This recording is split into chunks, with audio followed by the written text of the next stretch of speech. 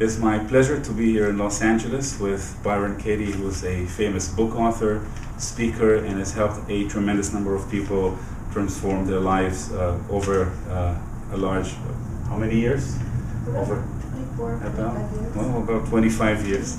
We will be talking about her system called The Work, of the inquiry process and turnaround, and how that works and why is it called The Work. And if time permits, about some other interesting things like motorcycles, inner peace, and going on the road. So Katie, thank you again for taking the time to talk. You're welcome. So I want to ask you first about the work. You know, for those of who are watching or may not be familiar with it, if you can describe it. And I think one of the key ingredients to me, knowing about it, is that it is called the work. Well, I didn't know what else to call it, and it was my work. So people wanted to know what had transformed my life so radically, and it was my work. And okay, so the work is a way to identify and question the thoughts that we're all thinking, the thoughts that are the cause of all the suffering and violence in the world. And the work is 4 questions and turnarounds, meaning opposites of the concept or assumption that we're questioning.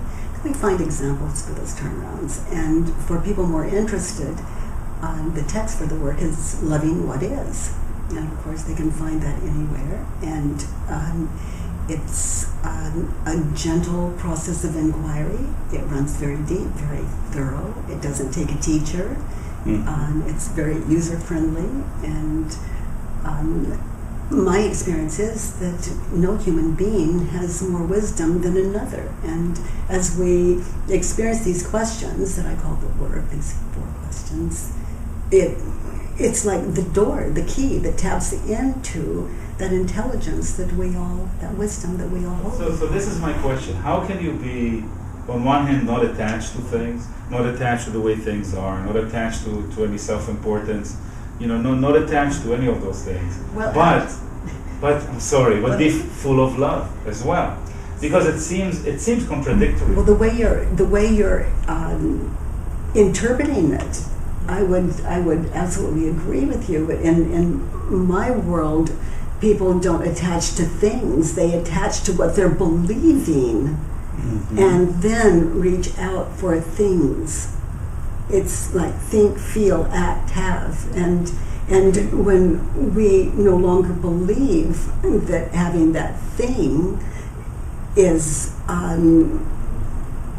the cause of not having that thing is the cause of our unhappiness, and we're questioning what we're believing, then we're happy and we can still have that thing. Yes. But we're attached to what we're believing, not things. And as long as we think we're attached to things, then we're really lost. And we really climb over each other to get that thing. And a competition arises. And that's so against our nature. If we were of right minds, if you needed something, I would give it to you. If I needed something, you would give it to me. There's a balance going on that we're missing because we're competing, and competition comes out of a frightened mind, one that doesn't understand that in this moment, now right under our noses, and experience that everything we need in this moment we have. But more.